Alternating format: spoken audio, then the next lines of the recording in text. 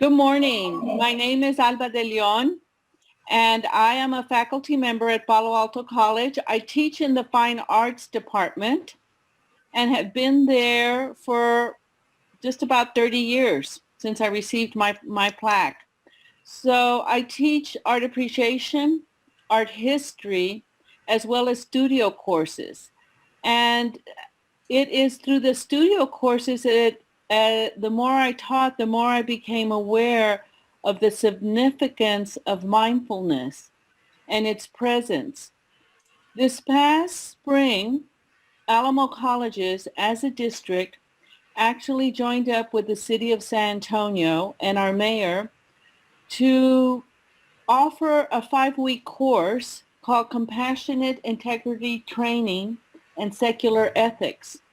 It was at that time that I met my colleagues who are with us today, and that is Renee, Carrie, and Cricket. And they will also share and participate in this presentation with me because we are here today to offer you some experiences from our own teaching and learning of mindfulness, as well as entertaining your interests and questions about mindfulness and joining us this morning. So we're hoping that you stay tuned and be active with us during this presentation. The only other thing that I wanted to add is that my interest in mindfulness has extended to the point of actually seeking certification through a program called Mindfulness Meditation Teacher Certification Program offered by the Awareness Training Institute and the Greater Good Science Center at the University of California at Berkeley. And my instructors there are Tara Bach and Jack Cornfield. And towards the end of this session, but you will already notice it on the chat, is a Radical Compassion resource book that we will offer to you. But let's stop there with the introduction and move on to Carrie, who will share some information with us. Good morning, Carrie. Good morning, Alba. Good morning, everyone. I'm so happy to be here with you all. Actually, I'd like to start with kind of an icebreaker, if you don't mind, Alba. That's great. Maybe we could just kind of get to know each other. We've got a little bit of time here for that. And I would love to get to know everyone a little better. I think we all would. So actually, if we could start with, I think one really wonderful way to get to know people is to share our names and how, parts of our names, the history of our names or nicknames that we have, how those kind of form our identity. And I think in some amazing ways, they really kind of share parts of ourselves. And I always find that a really wonderful way to just get to know unique things about people. So if I could start with you, Alba. Could you share your name and the origin of your name? And we have a little time. So if there's something unique or special or historical or a meaning or anything about it that tells us a little bit about you. Thank you. My name is Alba de Leon, and I am the daughter of parents who immigrated to the U.S., and I was born here and have lived in San Antonio. I am actually named after my mother, but my mother is named Luz Alba. And so the Luz was dropped, and I was just given the name of Alba. And actually, I'm de Leon Gonzalez. As you know, we take on both of the last names of our parents, but I just use the de Leon. And so Alba de Leon in itself means dawn of lion. And I had the opportunity to actually experience and learn more about my name when I was completing my PhD program, and I was required to spend 6 months out of the country, and I went to Spain. And it was there that I saw for myself how similar I resembled the Spaniards in look, but not in practice, because I am Mexican American, and they caught on the minute I began to speak. I recently had a student who did research on my name. For whatever reason, we didn't have a naming project, but she's given me more information about my name. It was an island. Napoleon went to the island of Alba, and he was in exile there. It does mean dawn, light, white, and then the family symbol of De Leon means lion. So perhaps our names resemble our personalities, and I've taken on a little bit of that early dawn energy. I tend to like morning classes, and Wow. and actually teach a drawing at 8 o'clock, if you can believe it. So anyway, and have a little fury underneath my tongue every so often. Yeah. Wonderful. Wonderful. Thanks, Alba. So actually what we'll do probably, Alba, I love on Zoom that we can just kind of pass the baton to each other. So if you want to pick someone in class with us to ask the same question. So Elsa Anaya, you just signed in? I did. And we're talking about what does our name mean. So I know that I've known you for a while, and maybe you could talk to maybe something that you understand or know about your name, or the history of your name. What I know about my name is that it means maiden. I was going to say young maiden, but that's no longer the case in age, but I feel young. But maiden, Elsa, someone who serves, and that is, I have learned part of my personality that I really enjoy helping people. So I'm in the right profession of being around students and helping them. My parents did tell me that my dad actually named me after a Mexican actress, and that was Elsa Aguirre. But I later found out that that's what my name means. And of course, being Spanish, I loved it when all my relatives, aunts and uncles, I was Elcita, so that kind of thing. So yeah.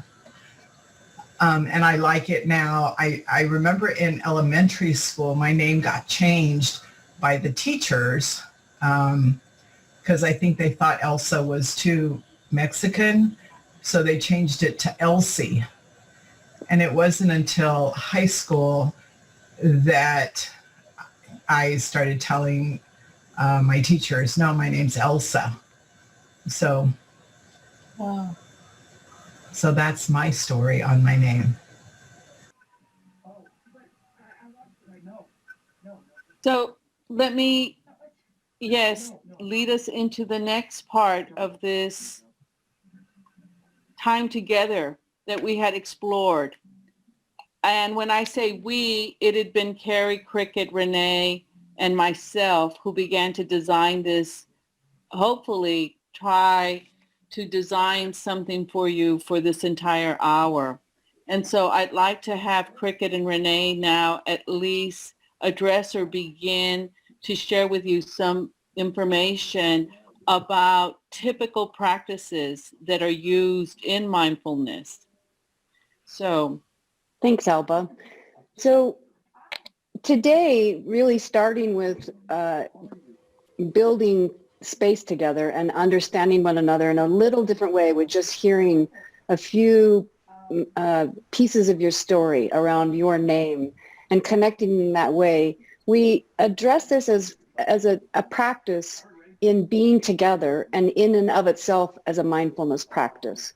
And so today what we really are encouraging all of us to explore is mindfulness not as some out there concept, but as a householder practice for all of us, and something that can be very accessible and user friendly. And it's not like starting a CrossFit program that's intimidating and you are aspirational and then you never go back after you overstretch a muscle. It's actually friendly, and there are ways we can find access to it.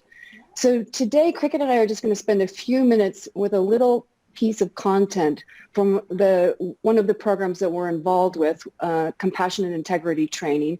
And it is an amalgamation of many practices brought together in a way that there are skills and practices that build on one another and that are user-friendly potentially, and that can be accessed on a regular day basis. We've all been in the conversation that mindfulness has been quite co-opted and is part of a really commercialized mindset, not only in the United States, but actually worldwide. And so it's both something that is very beneficial and something that is commercialized potentially in a way that it becomes distracting or confusing how we can approach it. So today we're offering just some very basic components that we hope are not drifting into that notion of being anything but just user-friendly. It's the research that's been done in the last few years around trauma resilience has informed us on a neuroscience level and being implemented in many different healthcare domains, that there are ways that we can bring our own bodies back into what is called the resilient zone. And without going into a whole slide deck and speaking to that at any length, we can just name in a very simple way, and any of you who have had physiology will know that we have two basic systems. We have a parasympathetic and a sympathetic system. So our parasympathetic system is when we're in the calming and relaxing and we feel safe and we feel comfortable. And our sympathetic system is a very necessary part of functioning. And whenever we're animated and doing things and we need it and we're more energetic, or we're also having a higher level of adrenaline, and on and on. So that natural wave set is very much how we want to be living. And it's very easy also with the stressors of our lives to get completely spiking back up on the higher and the lower levels, so that it becomes, instead of a set of waves that are very navigable and that we can ride, we can surf our lives, as it were, with the natural ups and downs, and rather that can be something that's quite a bit more dramatic and uncomfortable, and that kicks us out of what we can call the resilient zone. And that's neuroscience based, and that's the stretchiness of our ability to pull ourselves back in is also what we're going to work with today. So with that as the backdrop, we wanted to address three different parts we can all do with our own bodies and with our own practices every day, and in very simple ways. We want to address three components, and we're going to name those tracking, resourcing, and grounding. So what I want to do with all of us today, and anybody who can turn your screen on, it's fun to see the animation of this, I'm going to invite us to have a moment where we're going to pay attention to tracking. So the first thing we're going to do is, anybody who can turn your screen on, all you need are your hands clasped in prayer hands together. And then we're going to invite ourselves to rub our hands together like this until I tell you to stop. And it's going to be long enough that it'll be a little bit, of an activity. So keep going.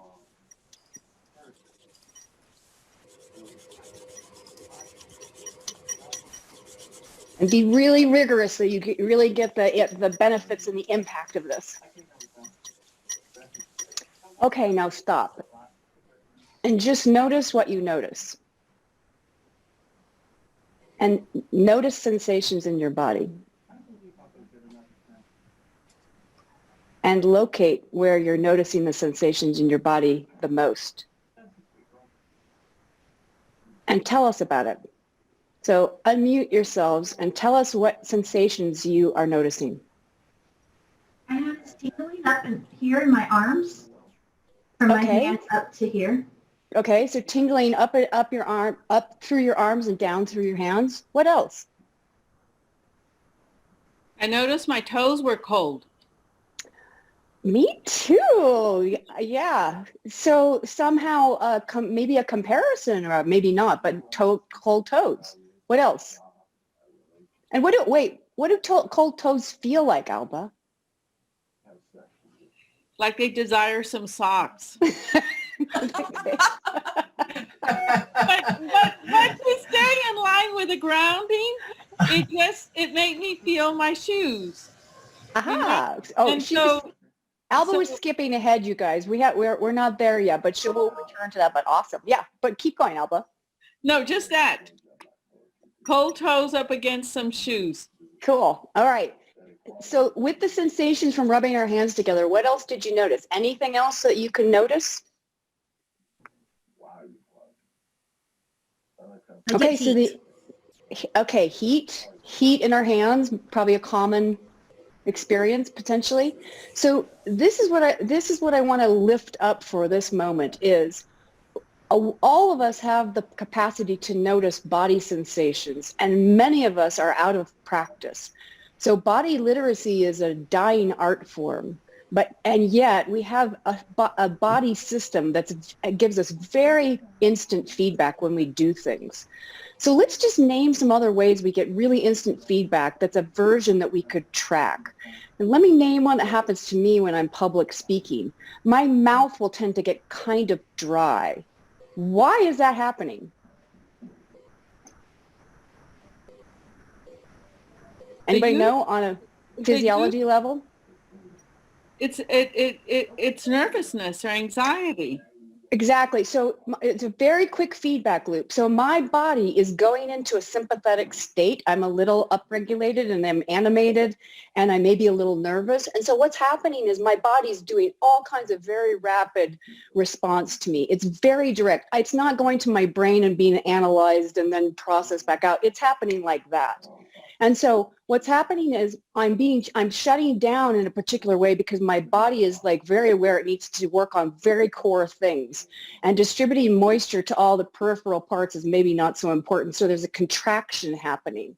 So think about if you've been around other people public speaking and you start to notice color coming along their neck, and I don't know if you've noticed that, or maybe it even happens to you, but that's also a physiological response. What's happening for that person?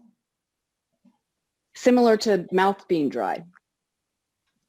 The heart's pumping, blood is going under the skin, being pushed to circulate, which is causing the blushing. That's right. So it's going hyper, it's perforating out to the peripheral arteries, and there's flushing that'll come up in that way. Or how about just getting sweaty all of a sudden? You're absolutely at a normal temperature. Like I have cold feet, but then I'm sweaty. How would that be happening? So again, it's like all these instant responses. So what we want to lift up here is a mindfulness practice for all of us who are very trained to live in our heads. And any of you affiliated with universities, it's highly, highly, highly encouraged that that's where you hang out. So it's a practice, a really, really significant practice to start noticing your body sensations. And that may seem almost patronizing or sort of condescending. And I actually invite all of us to notice that our words, even our vocabulary around sensation words, leave a lot to be desired. So I invite all of us to take on the mindfulness practice of noticing and naming our body sensations as a habit that we can start to form. And with that, I want to pass it to Cricket, who's going to take us through the other pieces of this. Hey, so can you hear me? I just got a beep. All right. So we're going to talk a little bit about, how we as basically human bodies deal with everyday things in life. So we can talk about big trauma. So those are things like if someone were to have an accident, or if there were to be a situation of war, or if someone were to have a violent attack, or anything that really threatens us from a physical standpoint. We're going to have a very visceral physical reaction to that. We're going to go into fight or flight. And a good visual image for this particular type of trauma, what we call big trauma, is think of a lightning strike. That's a very visceral image in terms of how the body perceives these types of traumas. The second type of trauma is going to be more of a cumulative trauma. We call those small traumas. And those traumas can be anything from stress. They can be types of discrimination. It can be environmental fatigue. These are the types of small traumas that sort of are cumulative, and they occur over the course of a longer period of time, and that also can sort of wreak havoc on our nervous system. And a good visual image of this is like lava. So lava moves fairly slowly, but it is very destructive. And so when we think about, how we as energy beings, so for instance, if I just pull, physicist, he's a theoretical physicist, Erwin Schrödinger, who basically says that essentially everything is energy, which includes us. So if every particle in our body, every organ has its own electrical field. So we are, in a sense, energy. And so if we think of ourselves, in a sense, as being lightning rods for various occurrences in life, then we have to do something with that energy. So if we hold it all in, it really does create health issues for us as in addition to being fairly disruptive. So we want to use something that's called grounding.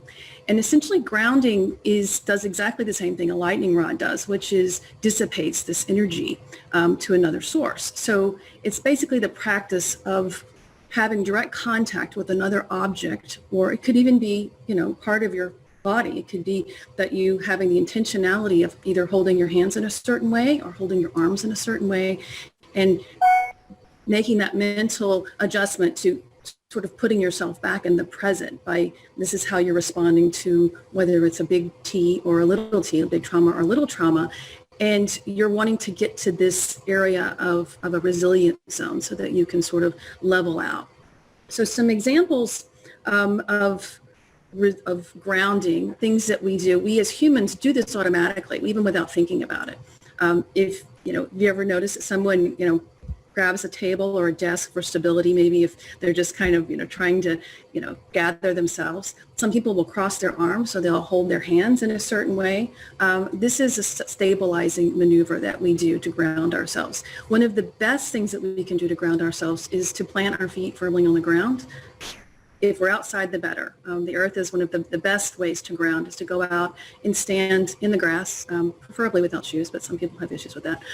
And to stabilize, basically you're taking, as a lightning rod, you're taking all that trauma, or, little trauma, big trauma, and you're funneling it into another object, which the earth is the fastest and most effective way of doing this, but we're not always outside all the time. So we like to share what I call share the load. So some of us have talismans that that's the word I'm using. It's kind of a loaded word, but we have rings that we wear, or we have a St. Christopher medal that we have around our neck, or a Sacred Heart medal, or we might have our favorite pen that goes with us to every class that we teach. Or some people have, just a stone or something that they hold in their hand.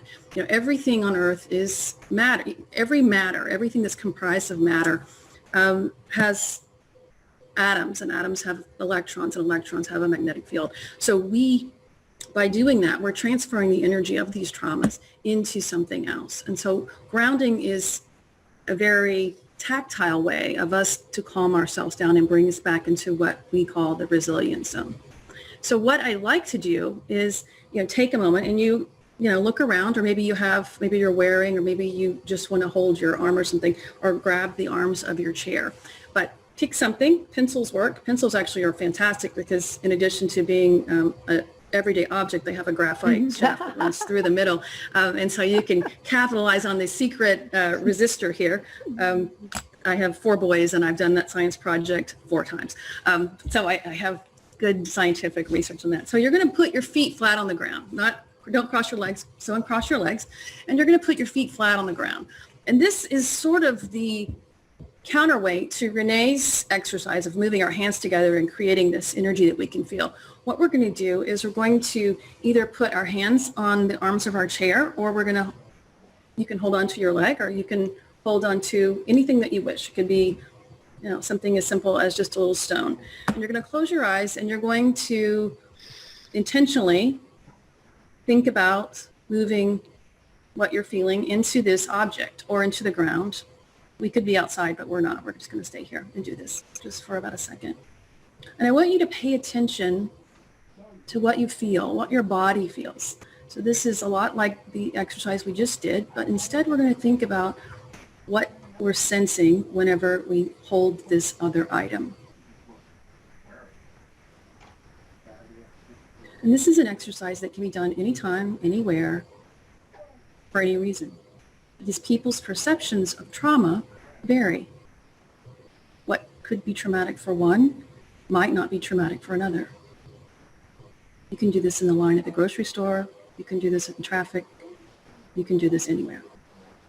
Okay, so now give me, or give us, I should say, because we're all benefiting from this. What are some of the reactions, or what are some of the sensations that you felt during that very short and hopefully instructive exercise? I try to visualize my energy going into my pen, and it felt like a release from my arms that was in the conductor here, and it felt like some weight, a little bit of weight lifted, a little bit of ease. Very good. Yeah. Yes, I like that. A lot of us exercise, especially if we need to release tension. This is a very similar process. We are taking energy and pushing it out into something else, whether it's the floor. So anything, any other reactions? I always feel a little bit of a current running from usually my feet to the floor, because that's my most common transference. I also went back to my feet, but this time particularly to my heels. Mm. So it wasn't nice. to the cold toes, but to the heels. And we have a lot of idioms that it's funny, because this is such a natural occurrence, so the term digging in your heels is a very good reference to that, where you are standing your ground. Standing your ground is another idiom that refers to, you're holding on, you're, stronger. Anyone else? Did anyone use another object? When I first learned about this, I was amazed at how many little things I surround myself with, that even, I have longer hair, so I have this plastic, which probably has, as far as electromagnetic things, probably a very low, but I do it. I fidget with it all the time, and I'm moving things into it. So it's really not a matter of weight or type of inanimate object. It's just something that you do. So does anyone have any of those, I guess I would say silent? Oh, yes, I almost forgot. How could I forget? Okay. Thank you so much. You get the Gold Star of the Day Award for prompting that one. Animals, pets. Our pets are wonderful, wonderful, grounding. We'll call them companions. Anything that gives, pets, it's almost like what they have like a sixth sense in terms of being able to do that and helping us. And mine are too big to hold up to the camera, but surrounded by those of you who love animals, this is a wonderful, wonderful way to ground. Hey, Cricket, will you also touch on resourcing and how actually Mallory's cat could be both a resource and a grounding function? Yes. Just because we put in the chat that tracking, resourcing, and grounding are the three components of returning to our resilient zone. I just want to make sure that people get that idea about resourcing as the discrete part. Thank you. Yes, I will. So when we are in, let's just say in terms of, let's say anxiety, we'll pick anxiety or stress. We think in terms of something that calms us. We might think of a person. We might think of, one of our parents or siblings. We might think of a beloved friend. We might think of a place that gave us this immense feeling of acceptance and warmth and peace. And so we do that naturally as humans. We have sort of references. I call them references in our head that we kind of go back to and calm ourselves with. So resourcing sort of plays with that a little bit. It takes something that we find calming or we find soothing, and instead of just remembering this, which is nice, but putting yourself exactly in that place to get sensation. So we're going to use the tracking part. We want to not remember, but we want to be in that place or be with that person and track how we feel, because we want to sort of associate this resource, which can be a pet, an animal. It could be really anything that brings us this calming feeling or this soothing feeling. And we want to pay attention to how we feel in that moment. And so we want to make sure that we are paying attention to how our body feels in response to this, because in that moment where you're resourcing. It can be a place, it doesn't even have to be a real place. It can be a place that you've just created in your mind that you put yourself. Some of us do that when we, especially right now where traveling is hard, when we put ourselves somewhere at the beach and try to be calm in that moment. That's a great resource. So if I were resourcing with the beach, for instance, I would imagine, I'd close my eyes and I would imagine how the air feels on my face, or how the sand feels under my feet, or maybe how the sounds around me with the waters crashing and the birds. And what I'm doing is I'm calming my body down. I'm calming my nervous system down to respond to this memory actually by having my body calm at the same time I'm recalling, or I would say recalling and flipping over this to be a present tense. Ooh, I like that. The hot bath. That's a really, really helpful one. And it's one that you can do, pretty much everywhere that you have a bathtub. So I like that one a lot. What are some other resources that you may or may not use? One thing I did, Alba mentioned earlier my previous role in leadership, and it was quite stressful.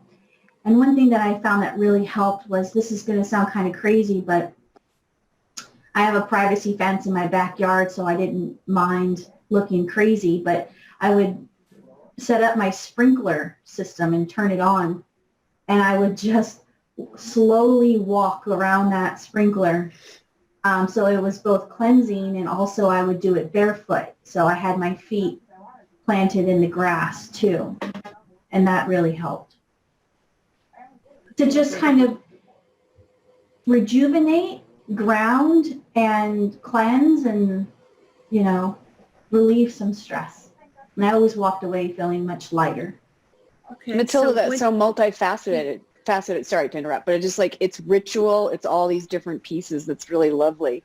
My question is, can you imagine doing it? Even if you're not doing it, the resourcing is reimagining it and building all the sensory experience around that when you're in your office between seeing students or between meetings. It's the practice of resurrecting that and building it back in a sensory way. So I just wanted to, your example is maybe going to be a resource for all of us imagining that, rebuilding that, but it's a really beautiful one. So I just wanted to thank you. Sorry for jumping in, but that was so interesting to listen to. No, thank you. I'm going to do that. I never thought of that before. Instead, I've always thought, I cannot wait to get home so that I can do that. And no, I can, like you said, resurrect those feelings and emotions and how it felt on my skin in the comfort of my office.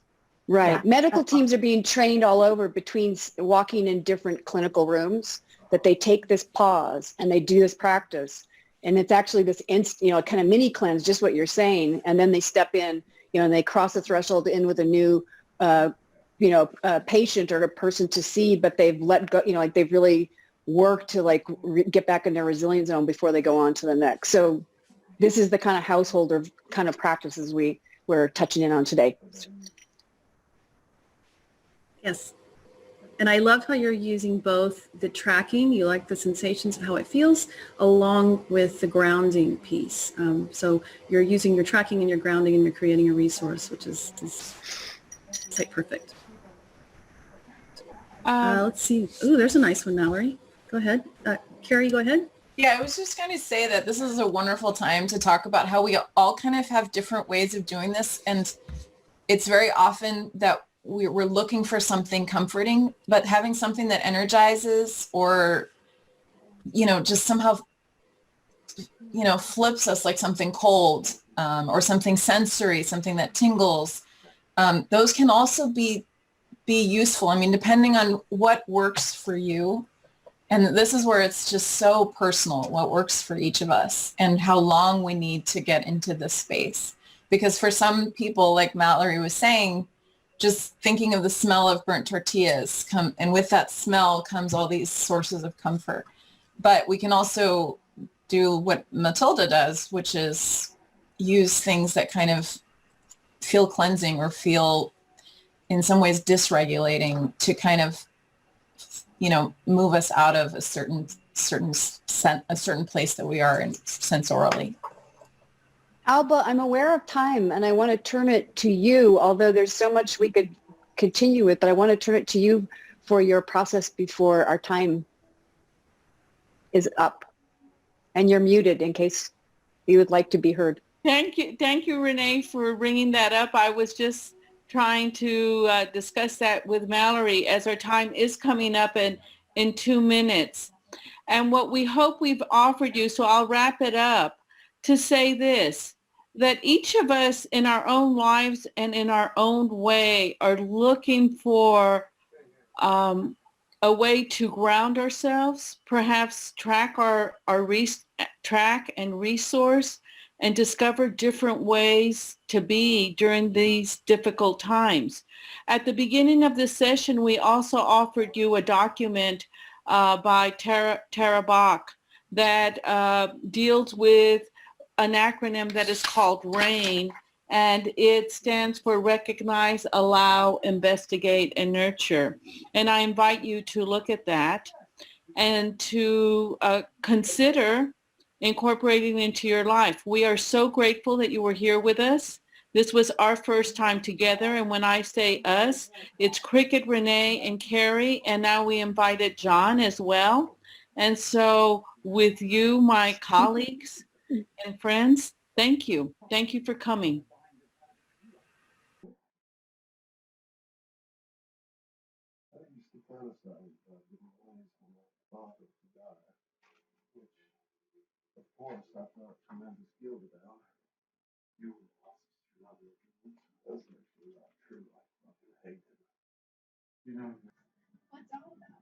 What's that about? He's the oldest son I've ever seen in my whole life. This is pretty almost, right?